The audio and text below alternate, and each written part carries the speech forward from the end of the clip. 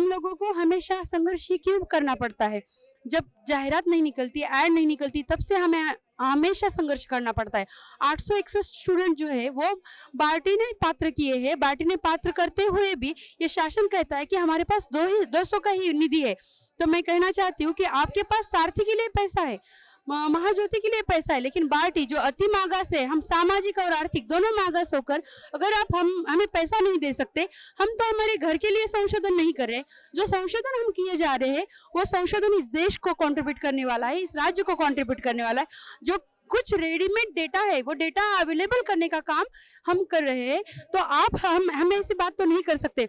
हम हमेशा हमारी एक जो मांग रही है वो मुख्यमंत्री की विजिट यहाँ रही है, लेकिन आज तक मुख्यमंत्री एक सही ढंग से हमसे मिल नहीं पाए हैं। और 52 स्टूडेंट्स जो हम हैं, तो हमारी समस्याओं पर नजर डालने के लिए भी मुख्यमंत्री साहब के पास टाइम नहीं है क्या?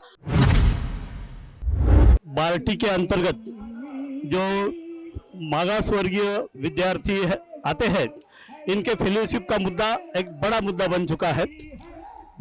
861 विद्यार्थियों को फेलोशिप देने का पत्र दिया गया, लेकिन आज बार्टी कहती है कि हमारे पास पैसा नहीं है, सिर्फ 200 विद्यार्थियों को ही फेलोशिप दी जाएगी।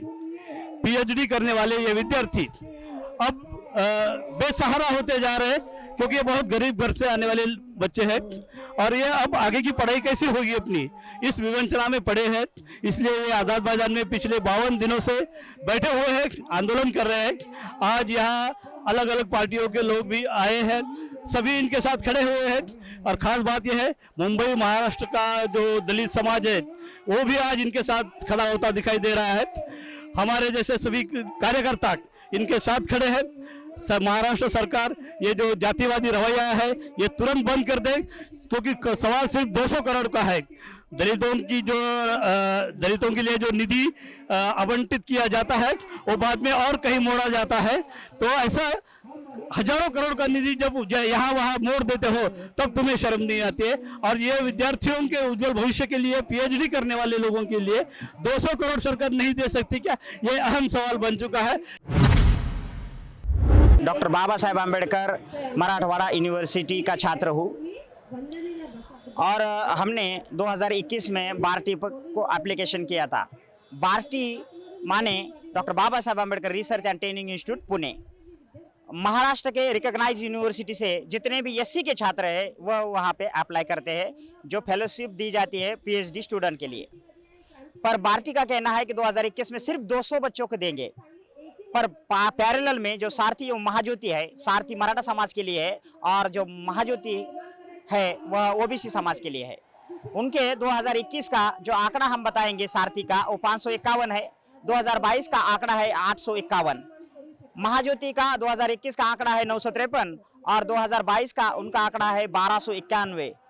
और इन सब को स्टूडेंट को जिन स्टूडेंट ने अप्लाई किया उन सभी को उन्होंने वो फैसिलिटी दे दी है। तो हम भी यही मांग कर रहे हैं कि 2021 में बार्टी के 861 जो स्टूडेंट है जिन्होंने एप्लीकेशन किया है और वो डॉक्यूमेंट वेरिफिकेशन में पात्र हुए हैं, उन सभी को ये फैसिलिटी मिलनी चाहिए। यही हमारी मांग है। मैं ये कहना चाहता हूँ कि जो 2012 से लेकर 2019 तक ये फैसिलिटी सिर्फ महाराष्ट्र गवर्नमेंट एससी कैटेगरी के लिए बार्टी के थ्रू देती थी। अचानक से 2019 में ये फैसिलिटी ओबीसी एवं सारथी मराठा एवं ओबीसी के लिए मिलने लगी। तो हमारे साथ ये जातिगत डिस्क्रिमिनेशन जो हो रहा है वो होना नहीं चाहिए, यही हमारी मांग है।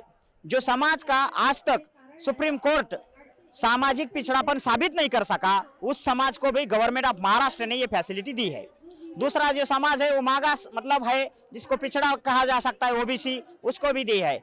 लेकिन जो अति पिछड़े में आ जाता है, जो पिछड़े से भी पिछड़ा है, वह हम एससी है, शेड्यूल कास्ट अनुसूचित जाति से आ जाती है, जनजाति से, और जानबूझ के हमारे साथ जातिगत डिस्क्रिमिनेशन हो रहा है। ये सॉल्यूशन यही है कि जो सामाजिक न्याय एवं विशेष सहाय्य विभाग, ये जो मंत्रालय है, वो अनफॉर्चुनेटली हमारे कल परसों हुए डॉक्टर सिंधे साहब उनके अख्तियार में आ जाता है, उनके अंडर में। और जो बजट देना है वह डिप्टी सीएम फडणवीस साहब उनके अंडर में आ जाता है। तो जानबूझ के ये दो लोग हैं, ये जानबूझ के हमें इग्नोर कर रहे हैं, हमारे साथ डिस्क्रिमिनेशन इस तरह कर रहे हैं क्योंकि मैं ये कहना चाहूँगा कि एक लेटर आ जाता है, अभिमन्यु पवार बोल के एक आमदार है मराठा समाज के, उनका एक लेटर है, वो लेटर लिखते हैं फडणवीस साहब को, और वो लेटर में कहते हैं कि जो बार्टी के हिसाब में जिस तरह बार्टी को रजिस्ट्रेशन डेट के हिसाब से फेलोशिप दी जाती है, उसी तरह हमें सारथी को भी वह फैसिलिटी मिलनी चाहिए। और उसी दिन मतलब 28 मार्च को हमारे डिप्टी सीएम फडणवीस साहब उस पर साइन करते हैं, ग्रीन पेन से लिखते हैं कि यह कार्यवाही होनी चाहिए। और उस दिन हमारे आंदोलन का 37वां दिन होता है और हमें जानबूझ के इग्नोर किया जाता है। जिस प्रकार डिप्टी सीएम फडणवीस साहब हमें इग्नोर कर रहे, उसी प्रकार शिंदे साहब हमें, डॉक्टर शिंदे साहब हमें इग्नोर कर रहे। जिस दिन हमारे जो कुछ प्रतिनिधि है उनसे मिलने जाते हैं उनके बंगले पर, तो वो कहते हैं 1 मिनट का समय देते हैं और वो कहते हैं कि ये जो आरजी मैंने पढ़ी है ये मैंने पहली बार देखी है। उस दिन हमारे इस धरने आंदोलन का लगभग 44वां दिन होता है। तो जानबूझ के सीएम और डिप्टी सीएम हमें इग्नोर कर रहे हैं और आज 52वां दिन है और हम 52 दिन से इस कड़ी धूप में आप देख सकते हैं ये आज़ाद मैदान बॉम्बे इसमें बैठे हुए हैं।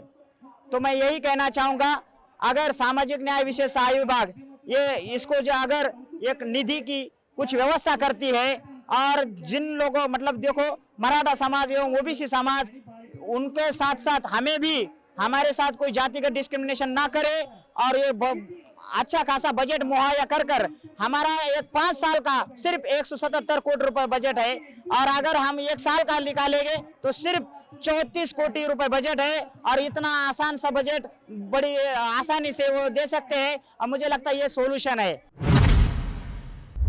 सोलापुर से हो। पिछले 52 दिन से हम आज़ाद मैदान पर बार्टी हम फेलोशिप करने वालों को, पीएचडी करने वालों को फेलोशिप देती है, लेकिन हमें पिछले 2 साल से फेलोशिप नहीं दिए। हमें सरसकट फेलोशिप के लिए 52 दिन से यहाँ पर धरने आंदोलन पर बैठे हैं।